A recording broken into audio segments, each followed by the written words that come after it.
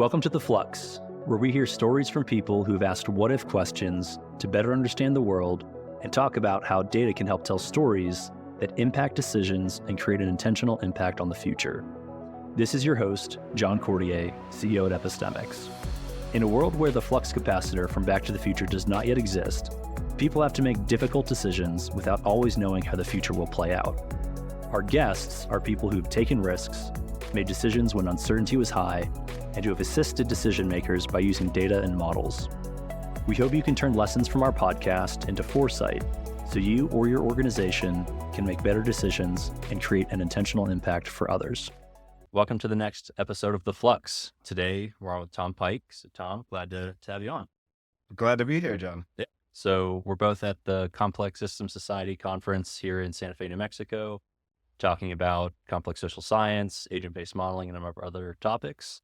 So Tom, why don't you tell some folks what you're working on these days? I'm a co-lead for MESA, which is agent-based modeling in Python. And a lot of what I'm trying to do is figure out how we can essentially democratize agent-based modeling so people can use it for better decision-making effectively, right? So how can essentially you have a virtual lab where you try out things before you do it in real life, whether that's selling a car or policy on some economic policy that will affect millions of people. Prior to starting the MESA project, what were some of the gaps that you saw in the agent-based modeling space that made you and the others that got behind MESA together? So I came a little bit further sideways. So MESA was started before I joined it. It was very small, and over a couple of years we did it. But what we got me into this is many years ago, like 2002, 2003 timeframe. I was an infantry platoon leader in Iraq. And so sitting there in Al Ramadi, and the question was really very close to after the initial invasion. It really became, what is a democracy? And then it became, first it was how do you set up a democracy? And then as I continued to study and figure that out, it became, what is a democracy? And now I'd say my view is that it's like, it's a society where nobody can win, right? So that way you always have compromise. But trying to understand that and get after it, I stumbled on a book called The Origin of Wealth by Eric Beinhocker, which led me to the Santa Fe Institute, which led me to Complex Adaptive Systems. After that very long, windy road, I ended up going through George Mason's computational social science program, where Jackie Kazel and David Masad had started MESA. And then I jumped on, started to contribute in about 2018 or so. Okay, cool. So from 2018 to present, what are some of the big things that have made MESA take off? I would say we're getting better at reaching out and recruiting people. So a lot of the problems were just ease of making contributions. A lot of it is people don't think there's some kind of massive barrier to entry, right? When in fact, and that was the same for me, it was just really Jackie and David and a couple other people making contributions. And I was trying to fix a bug with my code for my dissertation. And then I said, hey, you guys know this is wrong? They're like, hey, do a pull request, right? And I started showing up to the meetings. I was, oh, this is a very small group. So we made some changes to improve that so it's easier for people to contribute. I started reaching out to a lot of academic institutions that were doing contributions. And it turns out Europe is really big in agent-based modeling. Sure. And so they've done some great contributions and are now maintainers for various universities, like the Technical University of Delft is a big one. But so once more people started learning about it, more academic institutions started doing agent-based modeling, right? And Python made a very popular language. We started getting more contributions, and we've gotten better at reaching out into, I'll say, the human aspect of building a network besides just the coding. The project has expanded, and people have probably done some unexpected things with MESA, I'd imagine. Yes. What are some of the cool things that you never thought somebody might build an agent-based model of that might have some positive impact on other people? So there's been a couple people, or some that have come here, or a couple that stick out in my mind was somebody who's using it, COVID being a big deal, pandemic modeling or agent-based modeling being very good for pandemic modeling. One person built a pandemic model for COVID that actually was informing policy in Costa Rica on how they were handling some of their pandemic policies. We just finished up Google Summer of Code. So we have people quite literally from all over the world, Singapore, India, and Italy, building contributions. So we have a reinforcement learning connection now. We saw the reinforcement learning libraries out there. We have, without getting too technical, but ways to speed up your agent-based modeling, as well as ways that I know you can have a video where you can go backwards and forwards to see critical transitions in your simulations. Cool. Very cool.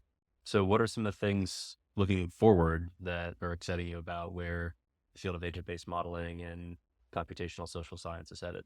I would say our big problem and challenge is how do we make it more accessible, right? So, I mean, you can look at some of the machine learning libraries out there. And once you figure out your data, which is always a challenge, you can do any number of machine learning approaches with 3 lines of code, right? That is not the case for agent-based models. It still requires a lot of effort to think through your dynamics and how that works. I think so. The accessibility problem, I think, is our biggest challenge. I think large language models might become a huge help on that just because the search space is so big and they can rapidly develop stuff. I also think as the community grows, that will more people in their particularly niche field and more people become technically literate, there'll be more contributions. So you can build out more, I'll say, elegant and complex ecosystem. That my goal, I always kind of say, is could the next pandemic comes, could you have a elementary school principal sit there and rapidly throw together a model of the new pandemic dynamics, how it's transferred their school with their students with like behaviors of a kindergartner to a 6th grader, so they can try out policies and maybe learn unexpected things, which agent-based models are good at. Okay, if I just have a teacher sit outside the bathroom when everybody from kindergarten to 2nd grade washes their hands, we actually flatten the curve significantly.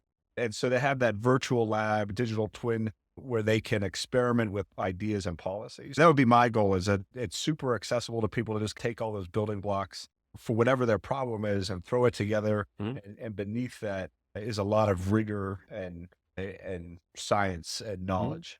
Yeah. Share very similar vision on the epistemic side. That's cool. So you mentioned one of the projects that you're pretty proud of right now on inequality. You want to talk a little bit about that? Yeah, so that's actually kind of a long pole and the title, as we say right now. But Lord Natway out of the UK House of Lords reached out to MESA and said, how can we make this more accessible? So his problem as a legislator is that it's like, hey, I'm having to pass these bills and do these things, but I'm not really sure of the implications or all the stuff that goes underneath it. I'm being coached by my coach to say, hey, we should vote for this on this one. So his problem is, how do I see the impact of this change to this law? Sure. And so the approach right now is, and hopefully we have like a base model here in the next couple base models, the next couple months. And the idea, so I guess some videos that kind of walk people through it. But the idea is building a rigorous model at the legislature level at this point will be a very hard undertaking. But building a simple model that helps people evolve their understanding so we can get past some of these kind of, I'll say, tired and worn debates is now like that goal to really help, much like ChatGPT or whatever, popularize this type of approach in people's minds, right? So the first one we're looking at is wealth inequality, because really a lot of the debates are still in the popular kind of culture are still Marx versus Smith from the 1800s. And economics has learned a lot more since then. And so without getting into too many details, the idea is, can we give a simulation where people could go and be like, oh, these ideas that I've had are really no longer relevant, right? Now these seem to be the critical issues, right? And I could sit there and see how manipulating different policies then produces results that I find unexpected. And now I know it's like, oh, maybe this is the problem that legislation and policy should get after. The other bit on that is how do we make it auditable, right? So it's more accessible to more people. So we have another library called Jupyter Bridge that's just come out.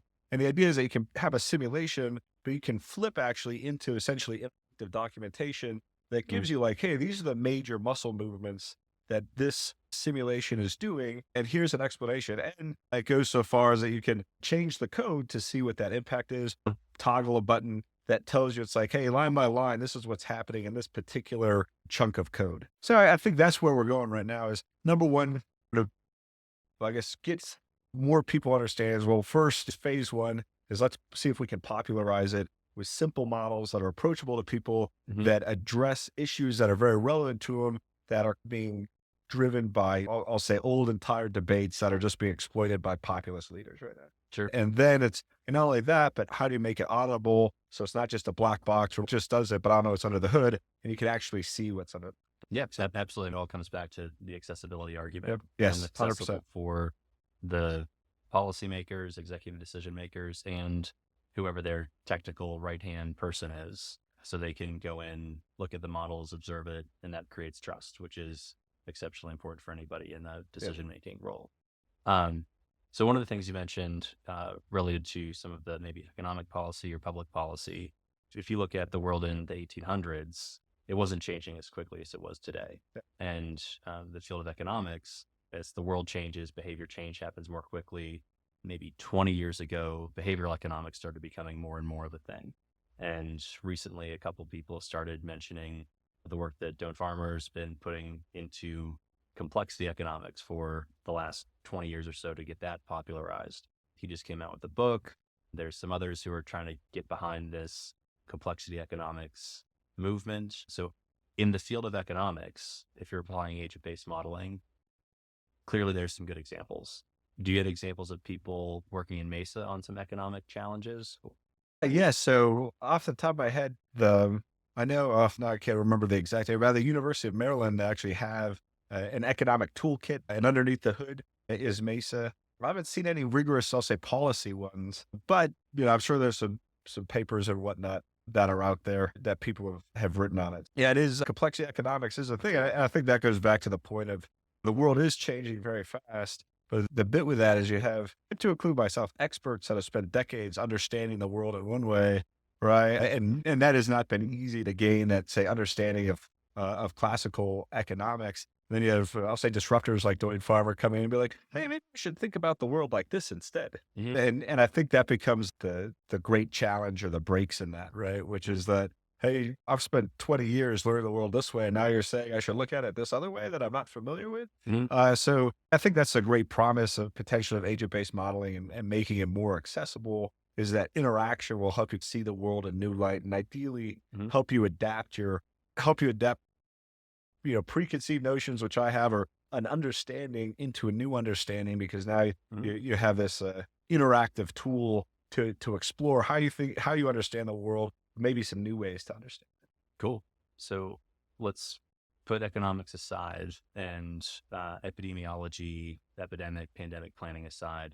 What are some of your most favorite use cases of agent-based modeling, or where do you feel like 10 years from now, we look back and it was so obvious that agent-based modeling was the right tool to solve this type of challenge? Well, I think why I'm so interested, why I spend so much time working on this is because we'll make better decisions. But we have these significantly hard problems, and as I think as Einstein said, right, you can't solve new problems with the same old way of thinking. And so I think for me that would be the great promise would be like, hey, we have this massive homelessness problem or underhoused problem. What are some policies we can try in silico, as they say, in this virtual world, before we spend millions of dollars on it or billions of dollars on it, and then find out that wasn't the impact that we want, right? And I mean, so I think that's be even mundane things, right? I would say mundane things, but things that don't capture the mind of the populace, the popular consciousness as much as other things would be like, okay, what's the fertilizer policy in central Iowa that helps mitigate red tides in the Gulf of Mexico, right? I'm from Fairfax County. How's Fairfax County going to improve its roadways or do its school investment policy combined with its housing development policy to optimize its public schools, right? I think the possibilities are endless with these very hard, complex problems, where it's even things like, okay, how do we make our infrastructure more robust, right? How do we optimize, as electric cars come up, how do we optimize installation of electric chargers? And the big deal is that you can ideally make better decisions sooner. So you're wasting less money. You're getting past preconceived notions that legislatures have, and you're getting at like the root problems that nobody's talking about unless you're an expert in the field. And then you're frustrated because none of the legislatures or populists will listen to you, even though you're like, no, I've studied this for 30 years. This is how this works, right? So I think sounds a little bit like the movie Don't Look Up. Yes. Yeah.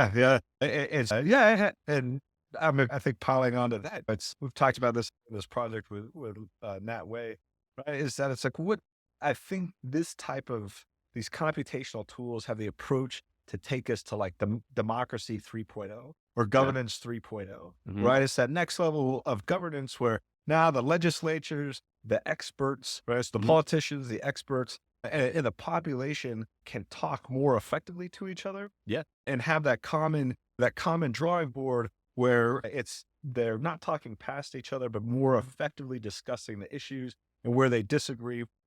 And there'll still be the same debates. It's like, you're using this approach here and this part of the code, and I disagree. You should be using that approach. You get a completely different answer, right? But I think to your earlier point, like the trust bit is okay. Yeah, you can't hide it though. Yeah, it's here. This is what we're doing, and our problem is we disagree with this, right? And hopefully, which is always questionable, we can be more grown up about how we have that debate.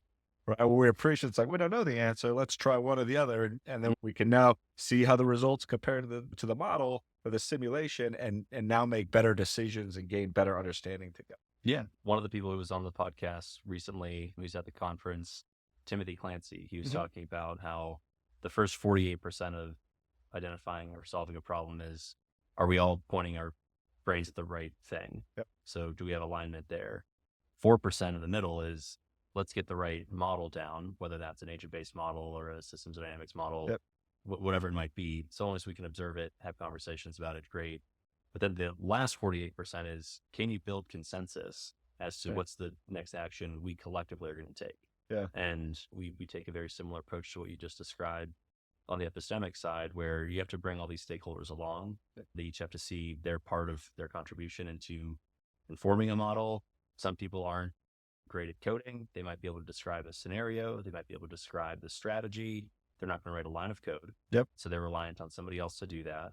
But once it's there and you can see a model diagram, you can see here's the levers that you actually have control over, it helps bring the technical folks and non-technical folks together, which is certainly really important when you're solving these big, complicated challenges. Yeah. And that's the kind of lead developer on this project, Jupiter Bridge. That's why she called it Jupiter Bridge, right? Because the idea is, how do you create that bridge between the technical folks and the experts and others, right? And so the idea is, and I don't know if you've seen this, but massive personal experience, you show certain people code, it's not like, and they just completely shut down.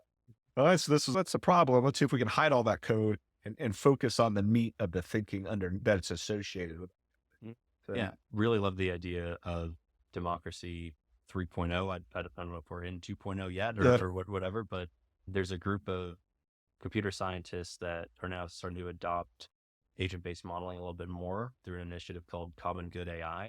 So taking things like collective intelligence, agent-based modeling, inference to do better policymaking, and engage through the collective intelligence side of things, engage an entire community, which might be all of the stakeholders in a certain jurisdiction. Here's the challenges that we're facing. What are your ideas? That comes back to a group of folks who can put the models together. Models get presented back. And next thing you know, it creates this more public discourse around, oh, here's what we think. Yeah. And here's how these things might actually play out. So that's a really cool call. I haven't heard anyone use the democracy 3.0 before. So well, yeah, there's definitely a Lord way. And I think I got like a story I tell a lot that, and this goes back to what in fact is democracy. And I think the critical dynamic of democracy is like a good idea can come from anywhere. Yeah. And so I do this thing called Tale of Two Printing Presses, where the Chinese invented the printing press 400 years before Gutenberg did. And then not only did they invent it, but they stopped using it. It's like, nothing to see here 80 years before he invented it. So then Gutenberg invents it. It becomes this massive disruptive technology of catalyst. And really, it's a knowledge replication tool. And then it's, why is that?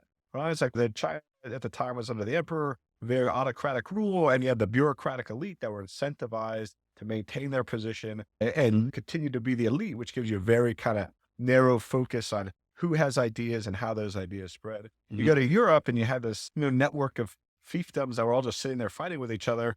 And quite literally, people like Copernicus and Galileo could sneak out their works underneath the Catholic Church as try to be the autocrat of the entire Europe, to the Netherlands, right? And then it just became this force you couldn't contain. Sure. Right? And it, in my assessment, it fundamentally started to undermine the ideas of like divine right and things of that. So, no, I got a good idea. I'm going to write this down and put it out to you. And so democracy thrives when you're from my view at this point, when you optimize how the population is able to store and share knowledge, so the rest of the population can be like, oh, that's a really good idea. I want to use that. Sure. Right. And coding and combined with the internet, combined with these repositories like GitHub and stuff like that, is just the next optimal way, of storing and sharing information. And I think is a lot of what we've talked about is that how do we make that accessible to more people, but not just the computer science majors? Like, how do we let that person with a great idea on whatever,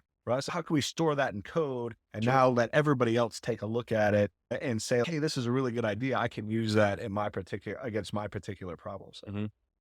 Yeah. I'm fully believer in then this is a way to make better decisions in the future. And I think we can get there so long as all the different pieces can find a way to communicate and work together. Yep.